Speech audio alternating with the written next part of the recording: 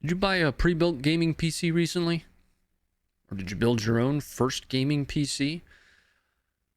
If so, you're one of millions of other people that are dabbling in the realm of high-performance gaming PCs at home, and it's very likely that you're not operating your PC to its maximum potential or even to its advertised speeds.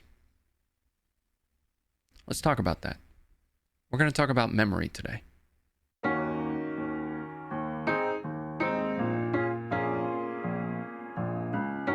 Today we're talking about XMP. XMP stands for Extreme Memory Profiles.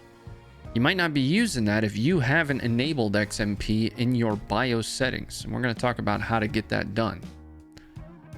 As an example of how XMP works, if you bought a pre-built PC or even a memory upgrade that's advertised at having memory speeds of DDR4 3200, it's likely that it's not actually running at that frequency. That is, again, unless you have made the change. Think about it this way. You went out and you bought a $5,000 gaming PC. And this is what really burns me up. Now, that gaming PC that you went out and bought from a reputable manufacturer was advertised at having memory that operated at 3600. It's very likely that XMP is not enabled by default, which means that you're getting default frequencies out of your memory. Now, for memory-bound applications and games, that can be an exponentially lower performance than you would get if you had XMP enabled. That's highway robbery. In other industries, that's false advertising. Let's get into the meat and potatoes. We're jumping straight in here. This is how you're first going to be able to check the operating speed of your memory, and then the basics on how to enable XMP. It's really easy to do, requires only a minor bit of research if you've never even gone into your BIOS before. It's really just about being able to identify 3 letters of the alphabet. It's not going to cost you a dime, and it could boost your PC's performance quite a bit. Like a lot. Especially in games that require a lot of reliance on your CPU and your memory. I'm talking to you, Tarkov. First thing you need to do is research your memory. Now, when I say research your memory, you need to first understand the memory speeds that you should be getting. And this is either going to be advertised on the packaging of the memory that you bought as an upgrade or on the advertisement for the specific pre-built that you purchased. If you have questions about the pre-built or they're not advertising the memory speeds, reach out to that manufacturer's help desk and they'll tell you what memory speeds you're supposed to be getting. Now, this is going to look like this. It'll say DDR4 number. It's that number that we're really focused on there. Next, you're going to download a tool called CPU-Z. CPU-Z is effectively a tool that you can use to check the current status and settings of various pieces of hardware within your computer, right? Once you download and run the tool CPU-Z, head on over to the memory tab here. In the memory tab, check the frequency number in or next to the DRAM frequency category there. Multiply this number by 2 and you have the total value that your memory is running at. Now see, DDR stands for double data rate, and it's for that reason that you multiply the DRAM frequency by 2. To double check and make sure that you have the right current frequency that your memory is running at, open up Task Manager. Now you do that by hitting the Windows or Start key and begin to type Task. Task Manager should be one of the first things that pops up. Go ahead and click on it and open it. Go to the Performance tab, and then go to Memory, and check the frequency near the bottom right. You don't have to double this one. It should be the exact frequency that you're running at, and make sure that you are running at the advertised frequency of your memory. This is where we get to a decision point, all right? After going through those checks in both CPU-Z and your Task Manager, is your memory operating at the frequency that it's supposed to? At the advertised frequency that you paid for? Whether you paid for it through the pre-built or through a memory upgrade package that you purchased. Say you went out to Crucial and bought something there. You went to Micro Center or Best Buy and you ordered faster memory. If it is, you're done. See you later. If it's not, let's go on to the next step. We're about to go into the BIOS. Your BIOS is essentially the software that controls or manages the hardware in your computer. Remember, the computer itself is the aggregation of that hardware and software working together to compute things, to solve problems. Now, you'll enter your BIOS by really one means.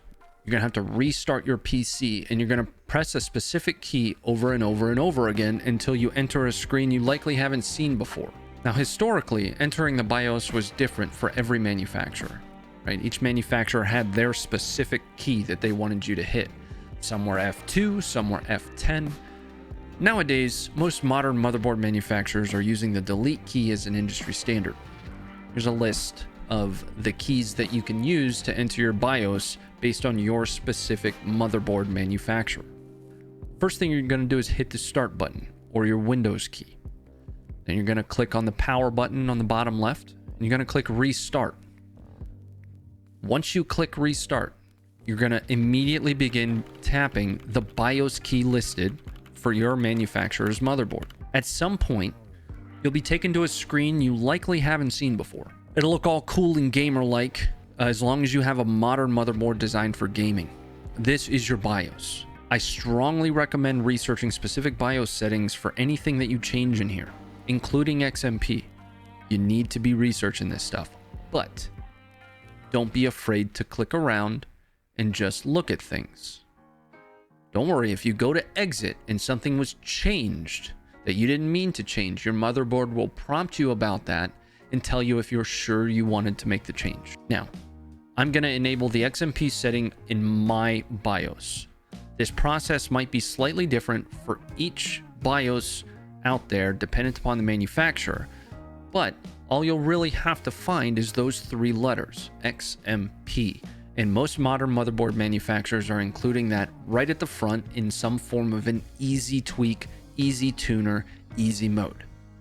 That's where you'll find my XMP setting on a Gigabyte Aorus Pro AX. I'm simply clicking on the disabled button and you'll see it change to profile 1. Now, some memory has more than one XMP, more than one extreme memory profile. I strongly recommend choosing profile 1. Profile 2 is oftentimes the more extreme of the two profiles. Profile 1 is designed to be more stable. If you want to test them out, feel free. Recommend going with option 1. Once you've made the change to XMP to profile 1 or profile 2, if you like to live on the edge, click save and exit. The motherboard's going to prompt you to confirm that you're making the change that you wanted to make. You'll click yes, and your computer will finish its reboot process. Now all you have to do is check to ensure that XMP is enabled in your system, and you'll do that the same way that we checked before we did any of this work. You'll go into CPU-Z and multiply the DRAM frequency by 2. You'll also go into your task manager, into the performance memory tab, and check to ensure that the frequency near the bottom right reads the speeds that it's supposed to. Now you got all the extra FPSs in your games, but be careful. Too many extra FPSs can lead to side effects such as saying things like poggers and KEKW. I'm Ronnie Fit. You can catch me live, Facebook Gaming. We'll see you there.